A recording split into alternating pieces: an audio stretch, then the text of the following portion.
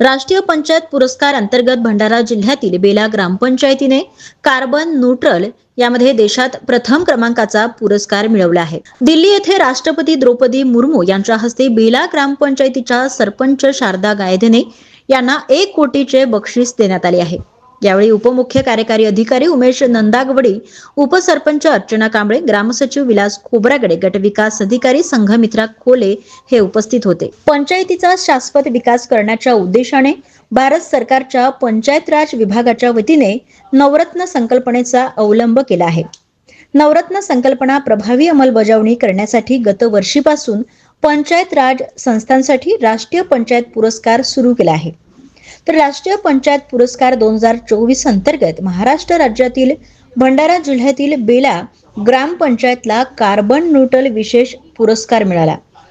राष्ट्रीय महामार्ग 6 या बेला गावाच्या मधून गेलेला आहे, त्यामुळे वाहतुकीच्या प्रदूषणाचे प्रमाण अधिक होते। तसेच बेला गावाची सीमा ही भंडाऱ्याला लागून असल्याने त्याचा मोठ्या प्रमाणात विस्तारही झालेला आहे।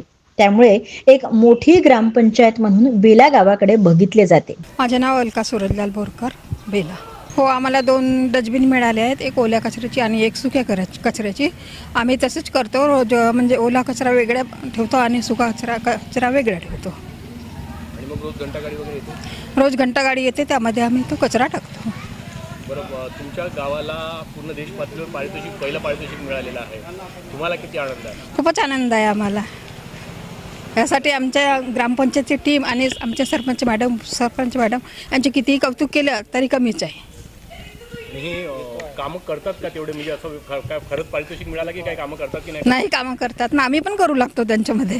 हा माझे नाव विलास खोब्रागडे आहे, मी ग्रामविकास अधिकारी इथे कार्यरत आहे।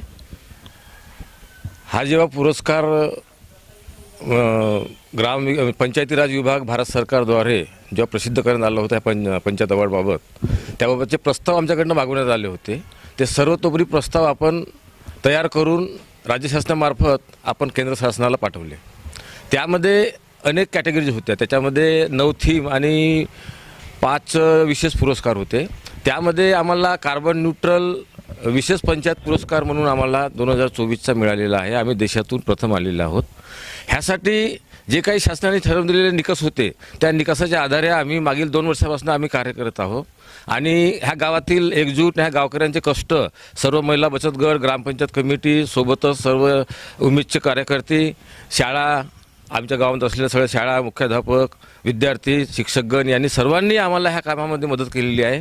आणि निकषाप्रमाणे आपण पूर्ण तयारी केली असल्यामुळे आम्हाला हे पारितोषिक मिळालेलं आहे। पुढचं लक्ष काय आता जसं आम्ही माझी वसुंधरा 2004.0 मध्ये आम्ही जसे राज्यातून द्वितीय क्रमांक पटकावलेला आहे, तसंच ह्या वर्षीसुद्धा आम्ही पर्यावरणावर अजून जास्तीत जास्त काम करून आणि राष्ट्रीय पंचायत अवॉर्डमध्ये दिलेल्या ज्या थीम आहेत त्या थीमवर जास्तीत जास्त काम करून आम्ही पुन्हा आणखी पारितोषिक आमच्या पत्रात पाडून घेण्याचा प्रयत्न आहोत।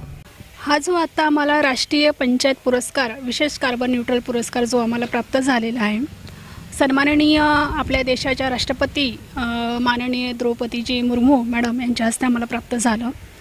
ॲक्च्युली कार्बन न्यूट्रल गाव तयार करण्यासाठी आम्हाला काही घटकांवर विशेष लक्ष द्यावं लागलं, कारण बेला गाव हे शहरालगत गाव होतं। त्यामुळे बेला गावाचा जो कार्बनचं प्रमाण जो आहे अतिरिक्त मोठ्या प्रमाणामध्ये वाढत चाललेलं होतं। मग असं वाटलं की आपण आपल्या गावाच्या विकासाकडे आपण केवळ गावातील नागरिकांच्या आरोग्यावर जो धोका होत आहे त्याच्याकडे आपण विशेष लक्ष दिलं पाहिजे, कारण गावाचा विकास म्हणजे रोड नाली बनवणं म्हणजे गावाचा विकास नाही, तर ह्या विविध विभागसुद्धा त्याच्यामध्ये आले आहेत। त्यामुळे आम्ही आमच्या गावातील कार्बन कमी करण्यासाठी एक कार्बन न्यूट्रल समितीची स्थापना केली आणि वेगवेगळ्या ग्रामसभेच्या माध्यमामधनं विशेष ग्रामसभा घेऊन त्याचे महत्त्व आम्ही जनतेपर्यंत पोहोचवण्याचा प्रयत्न केलं। आणि हवेमधील असलेलं कार्बनचं प्रमाण कमी करण्यासाठी तर विशेषतः आम्ही आमच्या गावामध्ये वृक्ष लागवड जास्तीत जास्त मोठ्या प्रमाणामध्ये वडाचे वृक्ष असेल, पिंपळाचे वृक्ष असेल, आपले लिंबाचे वृक्ष असेल, म्हणजे ज्या अंतर्गत ऑक्सिजनचं प्रमाण जास्तीत जास्त वाढू शकते। कार्बन डायऑक्साईड हवेतला कार्बन डायऑक्साईड हा शोषून घेण्याचं काम जे वृक्ष करतात त्याची लागवड आम्ही खूप मोठ्या प्रमाणामध्ये केली. आणि खऱ्या अर्थाने जर गावामध्ये जनजागृती करायची असेल तर आम्ही जनजागृती मोहीम हातात घेत असताना वेगवेगळ्या स्ट्रॅटेजीचा पण वापर केला.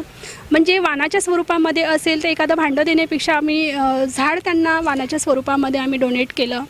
असंच नाही तर प्रत्येक कुटुंबाला आम्ही 10 झाडेसुद्धा आम्ही डोनेट केले. म्हणजे त्यांचं पालकत्वच आम्ही त्यांना दिलं आणि पालकत्व देऊन त्यांना हे जतवलं की ही जबाबदारी तुमची, तुमच्याच नावाने हे आम्ही झाड देत आहोत, याची संगोपनाची जबाबदारी तुमची. त्यामुळे गावकऱ्यांनी सुद्धा हिरिरीने याच्यामध्ये पालकत्व स्वीकारलं आणि जेवढी वृक्ष लागवड आमच्या गावामध्ये हवी होती म्हणजे कार्बन डायऑक्साईड शोषून घेणारे 90,000च्या वरती वृक्ष लागवड आम्ही आमच्या गावामध्ये केली.